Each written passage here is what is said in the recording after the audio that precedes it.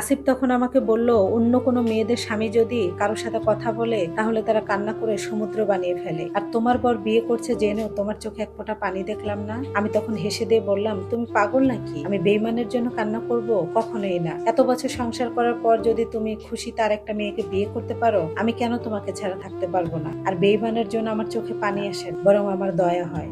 আসিফ কিছু না বলে রুম থেকে বের হয়ে গেল। আজকে অনেকদিন পর নিজেকে ভালো করে আয়নায় দেখলাম। চোখের নিচে গাঢ় ডার্ক সার্কেল, পেটটা ঝুলে কেমন যেন থলথলো হয়ে নিচে নেমে গেছে।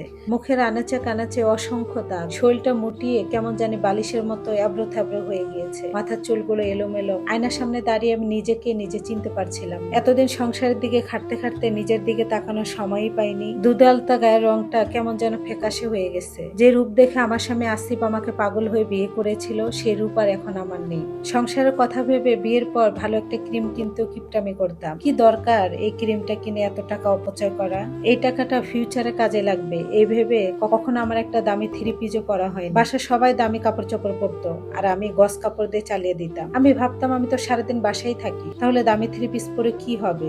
বুয়া রাখার সামর্থ্য থাকার পরও আমি কখনো কাজের বুয়া রাখিনি। সকাল 6টা থেকে রাত 12টা পর্যন্ত সংসারের জন্য গাধার খাটনি খেটে যেতাম। বুয়াকে অযথা টাকা না দিয়ে ওই টাকাটা আমার সংসারে কাজে লাগবে। ফিউচারের কথা ভাবতে গিয়ে এখন দেখি সব আমার পানিতে চলে গেল। আর এখন আমার স্বামী তার ফিউচারটা অন্য কাউকে দিয়ে সাজাতে চায়। এবার একটু নিজেকে নিয়ে ভাবার সময়। এতদিন নিজের শখ আহ্লাদ অনেক বিসর্জন দিয়েছি, কিন্তু আর না। আর এখন আমি কার জন্য ভাববো? বিয়ের সময় বয়স ছিল আমার 18, আর এখন আমার বয়স 28। আমার বয়সে আমার অনেক বান্ধবীদের এখনো বিয়েই হয়নি, আর আমি 2 বাচ্চার মা। যাই হোক, এবার একটু নিজেকে নিয়ে আমি ভাববো। এখন থেকে আমার আর আমার বাচ্চাদের শুধু খেয়াল রাখবো, কোনো বেইমানের না। তাই নিজে থেকে আমি ভাবলাম আজকে আমি একটা ডায়েটিশিয়ানের কাছে যাব। শরীরের বাড়তি ওজন কমানো অনেক প্রয়োজন, সঙ্গে সঙ্গে নিজের জন্য ভালো কিছু কেনাকাটাও করতে হবে। এজন্য আমাকে বুড়ি দেখাচ্ছে, কিন্তু আসিফ ওইদিকে একদম ফিট। আসিফকে দেখলে বোঝা যায় আসিফ একজন 24 বছরের তাকড়া যুবক, অথচ আসিফের বয়স ওইদিকে 40-এর কাছাকাছি প্রায়। নামি দামি ব্র্যান্ডের জুতা কাপড় ছাড়া কিছুই পরে না। প্রতি সপ্তাহে নিজের জন্য একটা দিন বরাদ্দ রাখে। ওই একটা দিন সে পুরুষ পার্লারে যেয়ে নিজের জন্য সার্ভিস নিয়ে আসে। কিন্তু আমি কখনো বাধাও দেইনি, বরং আমি খুশি হতাম। আমি বলতাম আমার স্বামী মাশাআল্লাহ। আর এখন দেখছি তার সেই রূপ দেখে অবিবাহিত মেয়েকে বিয়ে করতে। সকালবেলা উঠে দেখি শাশুড়ি মা আসিফ বাসা থেকে বের হয়ে চলে গিয়েছে। আর এই একতলা বাড়িটা আমি আর আমার বাচ্চারাই আছে। একতলা বাড়িটা আগে থেকে আমার নামে করা হয়েছিল, 2 বছর আগে আমি করেছিলাম।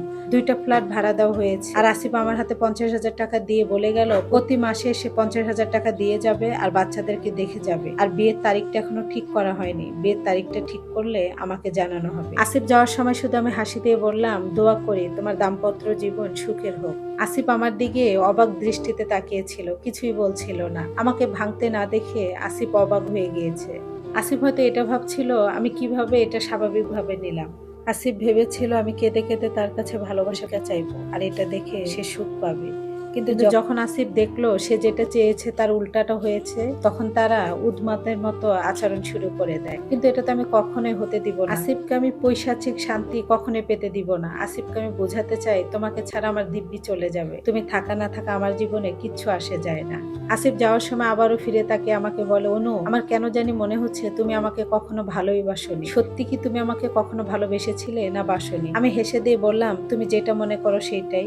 অনেকে হয়তো ভাববে আমি আসিফকে কেন তালাক দিচ্ছি না, আমার কি কোনো আত্মসম্মান নাই? এত বছরে তিল তিল করে গড়া সংসার আমি কেন ছেড়ে যাব? এই সংসারটা আমার নিজে হাতে গড়া। আমার সন্তানরা কেন এখান থেকে চলে যে এতিমের মতো বড় হবে? আমি আসিফকে চাই না, তবে আমার অধিকারও আমি ছেড়ে দিব। আমি যদি এখান থেকে রাগ করে চলে যাই, আসিফ ওই মেয়েকে বিয়ে দিব্যি সুখে সংসার করবে, আর ওই মেয়েটাও আমার একটা সাজানো গোছানো সংসার পাবে। আর আমি এটা কখনোই হতে দিব না। আমার বাচ্চারা তাদের প্রাপ্য অধিকার থেকে কখনোই বঞ্চিত করতে দিব না। বিকালবেলা ঘুম থেকে উঠে ভাবলাম একজন ডায়েটিশিয়ানের কাছে যাব। তার সাজেশন অনুযায়ী আমাকে শরীরটা কমাতে হবে। একজন কাজের খালা রেখেছি, আর গ্রাম থেকে আমার খালাতো বোনকে এনেছে আমার বাচ্চাদের দেখাশোনা করার জন্য। আর এত বড় একটা বাড়িতে আমার থাকতে একটু নার্ভাস ফিল হবে। এতদিন তো মা আর আসিফ ছিল, এখন তো আর কেউ নাই। আসিফের দ্বিতীয় বিয়ের কথা আমাদের বাড়ির কেউ জানে না, আর আমি জানানোর প্রয়োজন বোধ মনে করিনি। আমি চাই না আমার কোনো বিষয় নিয়ে আমাকে কেউ ছোট করুক, আর এটা আমার মাকে আমি বলতেও চাইনি। আমার মা বয়স্ক মানুষ, এটা নিতে পারবে না। যেখানে আমি এই জিনিস নিয়ে ধার ধারি না, সেখানে আমার মাকে আমি কেন জানাবো? সবকিছু ভেবে বিকালে আমি ডাক্তারের কাছে চলে গেলাম। তারপর আমি স্বাস্থ্যবিদের কথা মতো চলতে শুরু করলাম। যা যা প্রয়োজন সবকিছু কিনে আনলাম। একটা পার্লারে গিয়ে নিজের অনেক দিন পর একটা ফেসিয়াল করলাম। চুলগুলো সুন্দর করে একটা কাট দিলাম। মিররের দিকে তাকিয়ে দেখি আমাকে ভালোই লাগছে, সেই আমিটা আগের। আর নিজের জন্য কয়েকটা ওয়েস্টার্ন আর 3 পিস আর শাড়িও কিনলাম। অনেকদিন পর আমি ওয়েস্টার্ন ক্যারি করব। বাসায় এসে শুনলাম আসিফ 3 মাসের কাজের জন্য হংকং যাচ্ছে। সে হংকং থেকে 3 মাস পর এসে নাকি ওই মেয়েটাকে বিয়ে করবে আর প্রতি মাসে বাচ্চাদের খরচ বাবদ টাকাটা আমার অ্যাকাউন্টে দিয়ে দিবে। আর এই কথাটা আসিফ নিজে আমাকে মেসেঞ্জার মেসেজ করে। অন্য সময় আসিফ যখন অফিসের কাজে বাইরে যেত তার ব্যাগ ট্যাগ সবকিছু আমি গুছিয়ে দিতাম। আসিফ যাওয়ার আগে অনেকক্ষণ তাকে জড়িয়ে ধরে থাক, কিন্তু সে অনুভূতিটা আজকাল ফিল করছে না। যাই হোক, তাকে আমার মন থেকে আমি ডিলিট করে দিতে চাই। আমার বাচ্চা আর আমি এখন নিজের কথাই ভাবতে চাই। আমার বাচ্চাদেরকে নিয়ে আমি অনেক বেশি ভালো থাকতে চাই। ডায়েটিশিয়ানের কথা মতো নিয়ম করে হাঁটতে যাই, নিজের একটু যত্ন নেই। আজকে ভালো করে আয়নার দিকে তাকিয়ে দেখি আগের চাইতে একটু লাবণ্য ফিরেছে। নিজের যত্ন নিলে সবকিছুই পরিবর্তন হয়। মাঝে মাঝে আমার দুষ্ট মেয়েটা বলে, মা তোমাকে না অনেক সুন্দর লাগছে। মেয়েটা আজ আজকাল এত পাজি হয়েছে না। আমি তখন তাকে জড়িয়ে ধরে বলি, মা তুমি আমার চাইতে অনেক বেশি সুন্দর। আমার বাচ্চা আর আমার পরিবর্তন নিয়ে কেটে গেল 2 মাস। 2 মাসে আসিফের সঙ্গে আমার কখনো কথা হয়নি। ও একটা শাড়িও কিনেছি, ওইটা আমি অনেক বেশি কমিয়ে ফেলেছি। বিকালবেলা হাঁটতে যাই, ভাবিরা বলে, ভাবি আপনাকে অনেক সুন্দর লাগছে। সত্যি বিশ্বাস করে ভাবি আপনার সৌন্দর্যের রহস্য কি বলেন? এত তাড়াতাড়ি কিভাবে পরিবর্তন হলেন? আমি তখন ভাবিকে বলি, ভাবি নিজেকে ভালোবাসেন, সবার আগে নিজেকে ভালোবাসেন, দেখবেন সবকিছুই ঠিক থাকবে।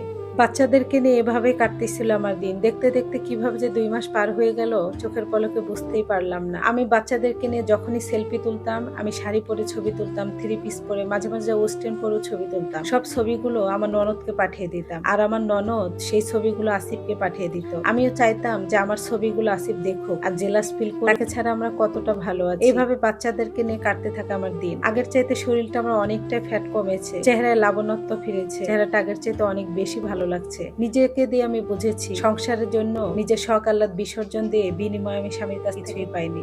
হঠাৎ করে একদিন 2 মাস পর আসিফ আমাকে ফোন দেয়। কয়েকবার ফোন দেয়, আমি ফোন রিসিভ করি না। 2-3 দিন নাগাতারে ফোন দেয়, বাধ্য হয়ে আমি ফোনটা রিসিভ করি। আসিফ ফোন রিসিভ করার সাথে সাথে বলে, কি ব্যাপার অনু, তুমি কি আমার সঙ্গে কথা বলতে চাও না? আমি তখন চুপ করে রইলাম। আসিফ তখন বলল, কি ব্যাপার অনু, একটাবারও তো ফোন করে জিজ্ঞাসা করলা না কেমন আছো? আমি তখন হেসে দিয়ে বললাম, কোন অধিকারে ফোন করব? কে হও তুমি আমার? আসিফ তখন বলল, ভুলে যেও না অনু, তুমি এখন আমার বিবাহিত স্ত্রী। আমি তখন আসিফকে বললাম, ও আচ্ছা, এখনো তাহলে আপনার মনে আছে যে আমি আপনার বিবাহিত স্ত্রী। এই লাইফ স্টাইলটার 3য় পর্বের জন্য অপেক্ষা করুন। ধন্যবাদ সবাইকে।